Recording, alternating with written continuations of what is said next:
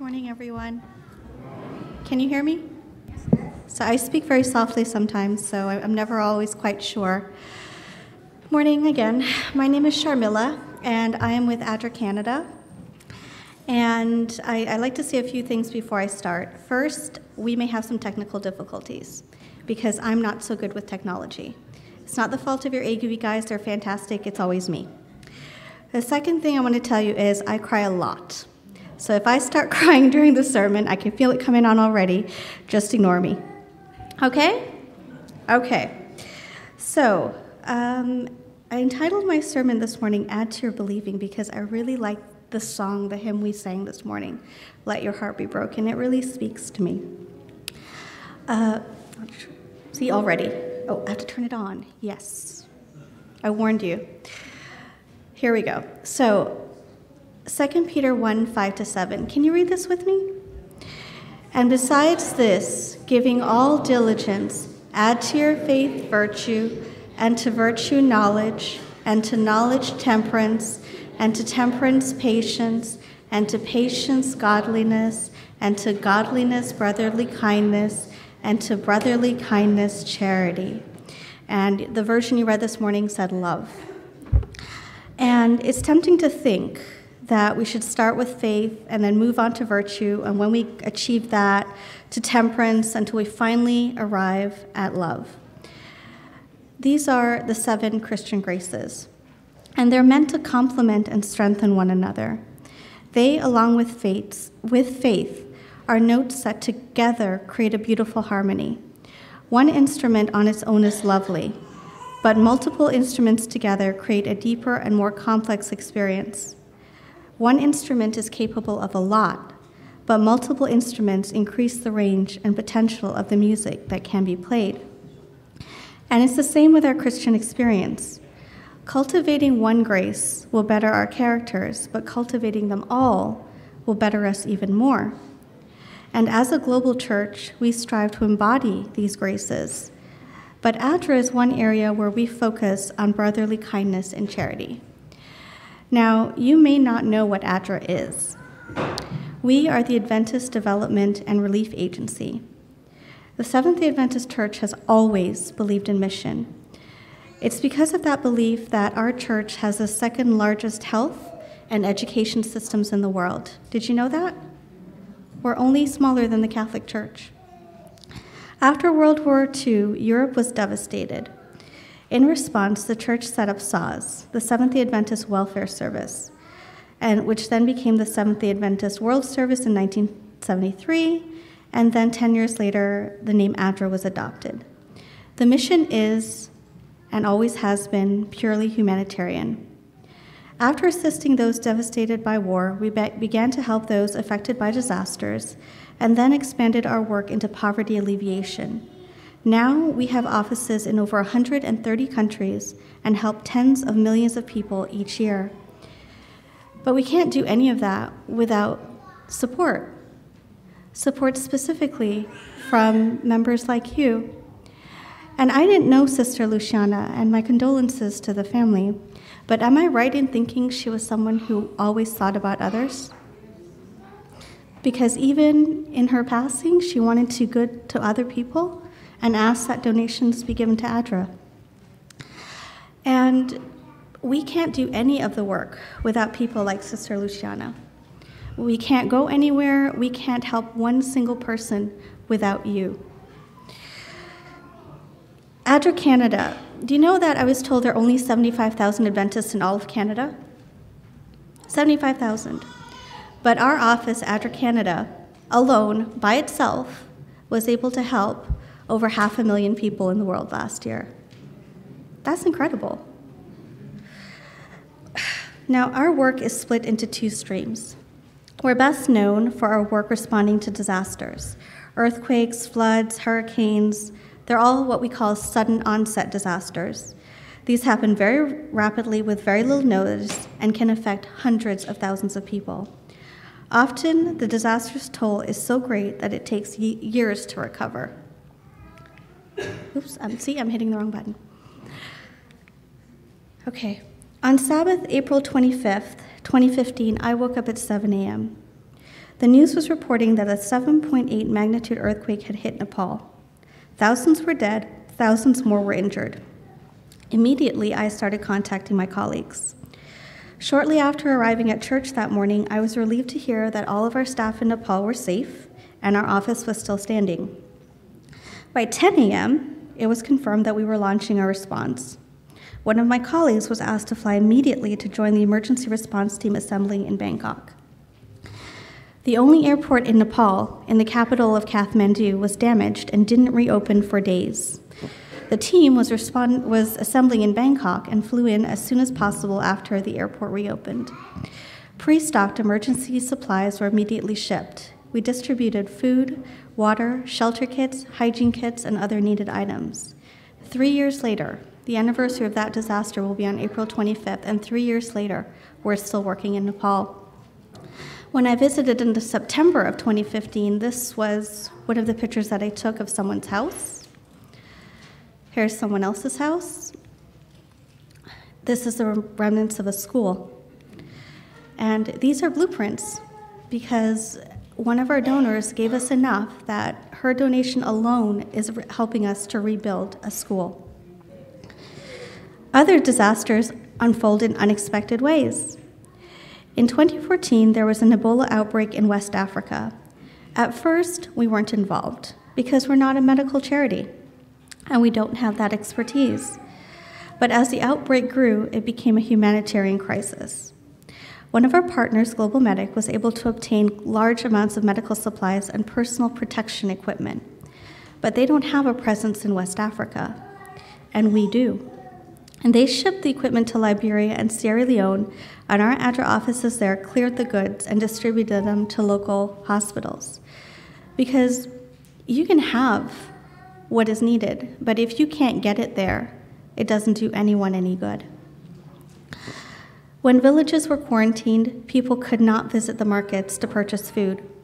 ADRA, in partnership with the UN's World Food Program, brought food to the people in the villages. We set up sanitation stations in public places. We decontaminated the homes of Ebola survivors, taking away their clothes and mattresses and providing replacements. Many people did not believe that Ebola was real. They saw medical workers in head-to-toe protective gear taking away their sick relatives who would then die. So they blamed the medical workers and attacked them. And ADRA ran an information campaign to convince people that it was real, and not one of our staff was infected. In fact, I hear that in West Africa, people don't shake hands anymore because of Ebola, because that was one of the ways that you could have caught it, so people now say hello by doing that. Other disasters unfold much more slowly. These are slow onset or chronic disasters. The best example of a slow onset disaster is a famine, and famines don't happen overnight. We hear about them overnight, right? All of a sudden there's a famine in Africa or a famine in Southeast Asia, but they don't really happen overnight. They develop over time and can be predicted based on weather patterns. Thank you. Crop failures, population trends, politics, and government policies. And they can last for years. Climate variability has caused a 7-year famine in northern Kenya. ADRA Canada, in partnership with another organization, the Canadian Food Grains Bank, has been responding to the situation for several years. When the famine started, we provided emergency food distributions. However, because the famine was caused by a changing climate, we knew that a different kind of help was also needed. We needed to teach people how to cope with and adapt to the changes. We've been training them in drought resistance measures, including fodder farming as feed for their animals, water pan construction to catch and retain water, animal grazing plans, and training in agriculture and permaculture techniques. The result is increasing resilience and independence. So this photo is what the land in northern Kenya looks like without our intervention. You don't see any leaves, no grass, it's just dry. It's a desert. This is what it looks like with our intervention. You see the water pans that we taught them how to dig so that they could collect water. Families that used to be nomadic, they used to have to travel wherever the water was, sometimes taking their families hundreds of miles. They can now settle in one place. And all of the grass that you see around there is the result of the techniques that we've taught them. And these are natural grasses that are local to the area and thrive in that environment. And they use that to feed their animals so that their animals will not starve and will continue to give milk, and they can continue to sell them in the marketplaces. This is that same area. This is one of the cooperative female farms that we have. And as you can see, very, very different from the photo of where there's no intervention. And that's just one tiny piece of it, but there are lime trees and papaya trees, and it's actually very, very fertile. Last year, ADRA Canada assisted people affected by the wildfires in BC, Hurricanes Harvey, Irma, and Maria in the Caribbean and South United States, the earthquakes in Mexico, the famine affecting multiple countries in Africa, and the Rohingya crisis in Southeast Asia. And I have some photos for you from the Rohingya crisis. How many people had ever heard of the Rohingya before last August? Very few people. And in the space of 1 month, over 600,000 people fled. That's like taking the population of Mississauga and moving it. These shelters are not allowed to be permanent. So they can't dig foundations, they can't put up any kind of strong structures because the Bangladeshi government wants to send them home. And they want to go home, but it's just not safe for them. These people are traveling over a makeshift bridge. That water source is contaminated. It's actually an open sewer. And that's how they're all living. This is one of the walkways. You can see these are not strong shelters. This is basically bamboo, string, and tarp put together. If you want to get water, you have to go to a water point, and every single one of those containers is a lady or a girl, because it's usually the women and girls who are going to fetch water. So clearly a lot of them are not hanging around to wait their turn, but they'll come when it is their turn and collect the water and take it back to their homes. And we're in these camps giving out food, water, shelter supplies. Right now it's monsoon season, and so we're giving out tents that are more durable than the ones that they had previously. And as you can see, this is a grandmother and her grandson, because 52% of the people in these camps are women and girls. About 36,000 are children who've been separated from their families.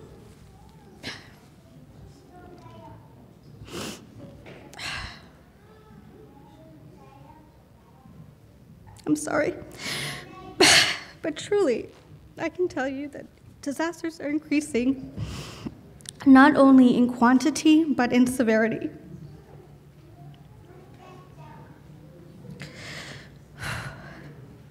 Working in these situations is not easy, and it's not always safe. In the last few years, we have had projects in Ukraine, Somalia, South Sudan, Haiti, Myanmar, Iraq, and Syria. In Ukraine, we were providing food, water, and help to rebuild houses damaged by frequent bombings. In Iraq, we were working with the marginalized Yazidi people scattered after the fall of Mosul. In Syria, we were rebuilding damaged schools. So this is a damaged apartment building in Ukraine. As you can see, the left is practically completely destroyed. A lot of the windows have been bombed out. This is the remnants of a home. As you can see, it's really not livable anymore. And this is Maria. And Maria is so grateful for that window, because Ukraine has a climate that's exactly like Canada's. And she went through one winter without that window. And it was basically cardboard that was covering the window. As you can imagine, it was very cold. And so we gave her the money to replace the window, and now her house is warm again. And this is the kind of work that you do. this is the kind of work that you support. And I've traveled to many of these areas, and I can tell you that however much we do, there's always more that can be done. We do a lot of work in emergencies, but that's only one aspect of our work. A major part of our work is focused on poverty alleviation, and this work is not new to us. You know, there are people who know us as the Adventist Disaster and Relief Agency because that's what we're known for. We're known for the disasters. But the majority of our work is actually in poverty alleviation, and that means that we work with communities to make their lives better. Mongolia is not a country that we hear about very often.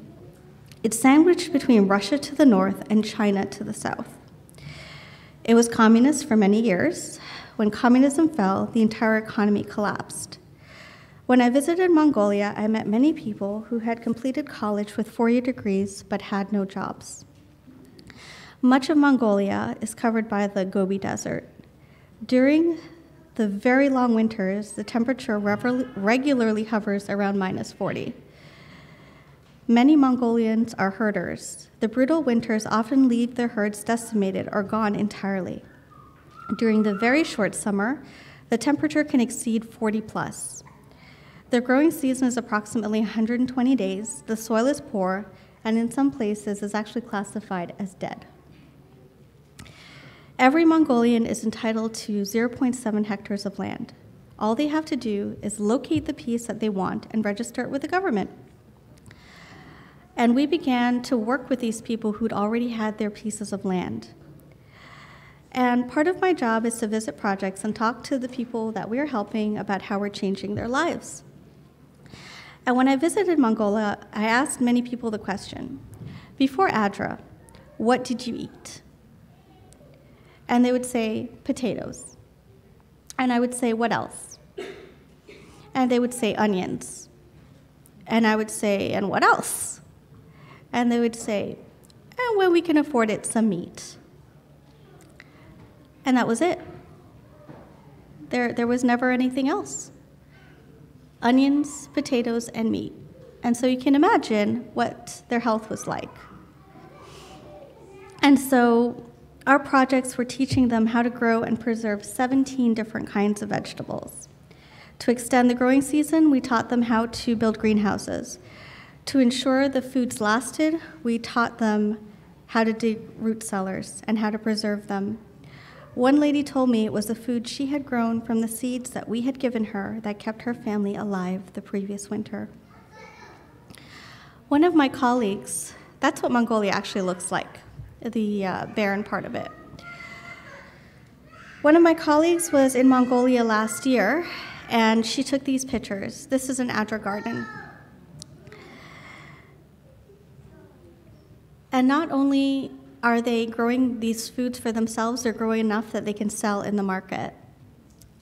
And you'll see broccoli, you'll see carrots, you'll see all kinds of different things. And that, I believe, is an award-winning zucchini. I don't know what your zucchinis look like, but mine don't look like that. And I want to tell you something. You know, did you know that vegetables are complicated? Vegetables are complicated. I didn't realize that before I went to Mongolia. Think about the carrot. Carrots are complicated. I want you to imagine you've never seen it before, you've never eaten it before, you don't know what to do with it. Which part do you eat? There's the carrot. The leafy green bit at the top, the orange bit at the bottom. Should you be eating anything that's that color orange, really? It's orange, it's kind of bright, I don't know.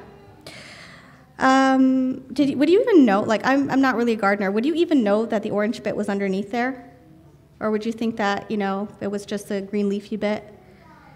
What about eating it? Do you eat it raw? Do you cook it? Do you peel it? Do you boil it? What about beets and cabbage and kale and tomatoes and zucchini and broccoli?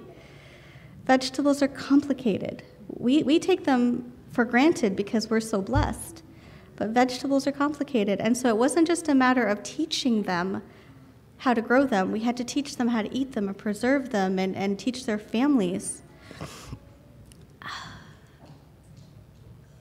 Oops, thought I had one more picture in there.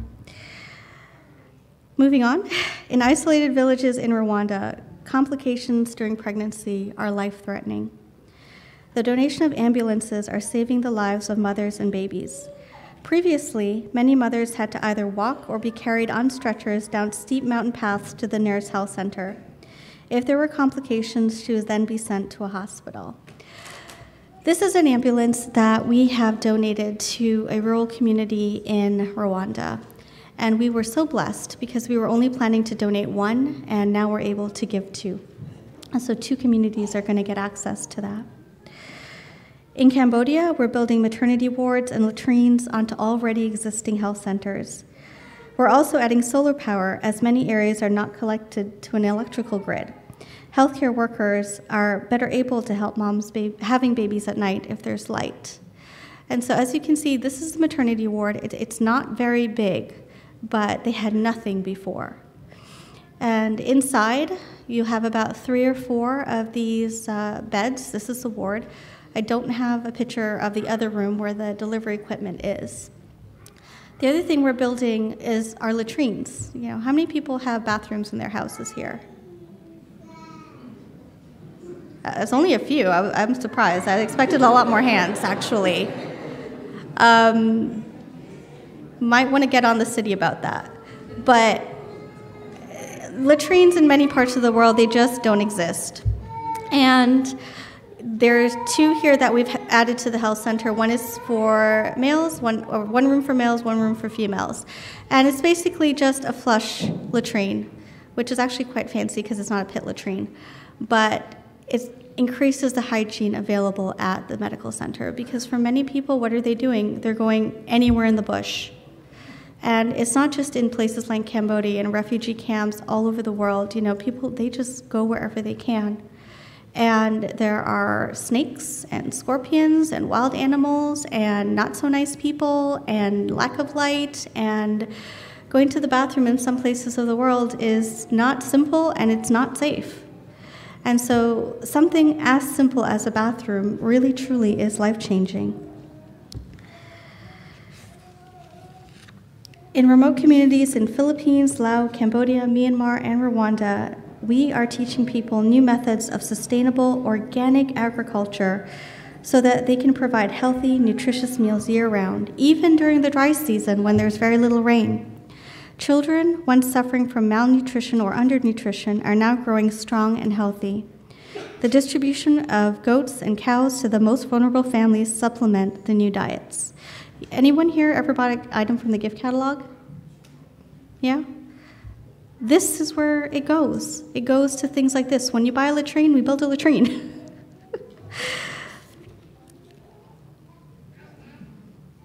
I want you to think about a number, very specific number. I want to think about how much you weigh. Don't tell me. Just think about how much you weigh. Last time you stepped on the scale, what was that number?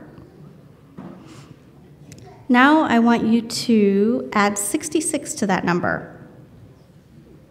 Your weight plus 66. Is that a number that makes you happy? Anybody want that number? That new number? No? Me neither. This is Constantine. In February of 2013, Constantine weighed 40 kilograms or 88 pounds. She's married, she has 7 children, and she would work for food when she could. Her house often lacked oil, soap, and other necessities. Her husband worked as a security guard, but his income was not enough to support the 7 members of their family. In the dry season, they often went without enough to eat. And their circumstances were strained by the addition of her HIV-positive sister and her children. And thousands of miles away, the Canadian government had asked for proposals from aid agencies to help the people of Rwanda. And Andrew heard the call and put together a plan to help families, orphans, and vulnerable children who had been affected by AIDS and HIV. Constantine was chosen to participate in the Learning Environmental Adaptation for Food Security, or LEAF, project. And the project was helping 6,080 families fight hunger by teaching them how to grow nutritious fruits and vegetables. Constantine's garden might be described as a small plantation. You're only seeing a teeny tiny little piece of it. Avocados, guava, tree tomatoes, bananas, and other fruits abound. Amaranth, a leafy green vegetable also known as dodo in Rwanda and callaloo in the Caribbean, shares space with green peppers and carrots in a practice known as intensive gardening. There are oval beds, crescent-shaped beds, sunken gardens, three-tiered gardens, gardens created in an old tire. Almost every foot of her garden is dedicated to growing food. This is her favorite place, and she's often found here pulling weeds, watering, and harvesting. As she stands smiling in the midst of the lush greenery, she is a picture of health and happiness. It's been over 2 years since the end of the ADRA trainings, and she's now teaching others the techniques she learned from ADRA, including organic pest management, permaculture, and rainwater harvesting. She's used the health, sanitation, hygiene, and nutritional lessons to improve her family's health. Her children are no longer malnourished, and she's gained 66 pounds from the food produced by her garden. And she's quite happy about it. Her sister passed away a few years ago, but her sister's children no longer have to go hungry. Constantine is teaching all of the children how to tend the garden and how to eat properly. And she says, "Thank you very much for thinking of us, for bringing us new techniques to improve our lives." Most of ADRA's work is overseas, but we do have a few projects in Canada. 2 years ago, when the Fort McMurray wildfires had happened, we partnered with the Alberta Conference of Seventh-day Adventists, the Edmonton South Seventh-day Adventist Church, the Fort McMurray Seventh-day Adventist Church, and local agencies to provide essential items to those displaced by the fires immediately after the evacuation. The government of Alberta asked us to manage all of the non-cash donations that were pouring in from all corners of the country. We opened the Alberta Wildfire Donation Center for 6 months, and we and our volunteers sorted over 14 million items. So this is a picture of the warehouse. As you can see, it's quite large. My former boss used to joke that it was the largest ADRA office in the world for the time that it was opened. And this is the boardroom of the Fort McMurray Seventh-day Adventist Church. After the wildfires, they decided that they really didn't need a place to meet as much as they needed a place to serve the community. And so they turned their boardroom into a warehouse, a little mini warehouse, and people from the community would come to the warehouse to pick up essential items that they needed, like clothing or cleaning supplies, bathroom paper. Everything you can possibly imagine was given out at this warehouse. We're also working with the Wikwemekong First Nations. We're hoping to provide them with items such as recreational equipment for the high school, a therapy room for special needs children, and a trades building for vocational training. Last summer, we helped to sponsor the Outdoor Adventure Learning Experience, where youth go on a 10-day journey into the wilderness to learn survival, leadership, and heritage lessons. It's a special program because all of the youth who have gone on this experience have gone on to finish high school. So I've told you a bit about who we are, what we do, where we work, but why do we do this work? We do it because Jesus told us to love each other as we love ourselves. I'm going to repeat that. We do it because Jesus told us to love each other as we love ourselves. If we love ourselves and believe that we should have clean water, enough food to eat, a roof over our heads, and education for ourselves and our children, shouldn't we also do what we can to ensure that our brothers and our sisters are also so blessed? Jesus believed in supplying people's physical needs. More than once, he fed thousands of people. When he fed the 5,000, it was with the generous offering of a small boy's 5 loaves and 2 fishes. Jesus and his disciples did not have enough food or money to feed that crowd. But Jesus wanted to show compassion to the people who were following him. The disciples did not believe that it could be done. They really, truly didn't. But the little boy was not selfish. He did not refuse to hand over his entire lunch. He gave all he had. Not only was he fed, but everyone else, man, woman, and child, was also fed. When the meal was completed, 12 baskets of leftovers were collected. Time and time again in the Bible, we see examples of God blessing when men think it impossible. With God, all things are possible. 1 Corinthians 1:25 tells us that the weakness of God is stronger than men. And I have to tell you, I see it all the time in our Adra work, because there's some place we want to be and something we want to do, and we just don't have the money. And somehow it appears. You know, that school in Nepal, I really wanted to rebuild a school in Nepal, and we didn't have the money. We truly didn't have the money. And out of the blue, one day we opened up the mail, and there was a check there for $100,000. And when we contacted the donor, she said that's what she wanted to do, rebuild the school. The Lord has his ways of making things possible. And like I keep saying, we could not do any of this work without your support. It is your belief in brotherly kindness and love that enables us to reach out to those in poverty and distress to show them God's everlasting love. John Wesley, the founder of the Methodist movement, wrote the following: "Do all the good you can, by all the means you can, in all the ways you can, in all the places you can, at all the times you can, to all the people you can, as long as ever you can. God created us to serve him in joy and to gladly bear each other's burdens. And I pray that this will be the way we live each day." Thank you.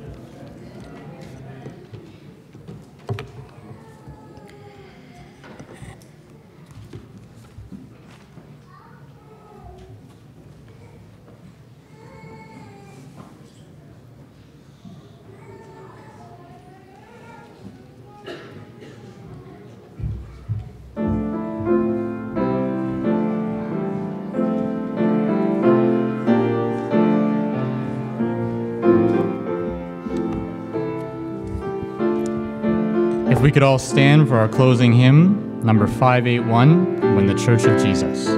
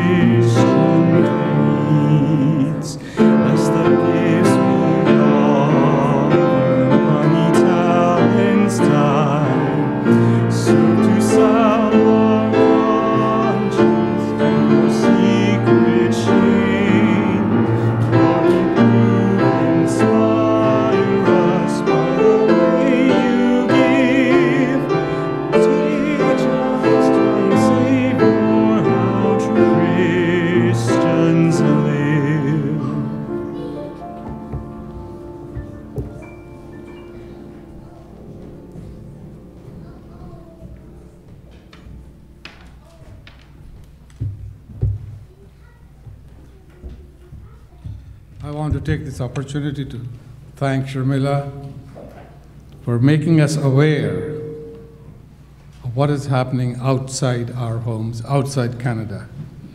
We here do not know what poverty is. But those of us who have come from those countries, we know. Thank you for your message today. Let's pray.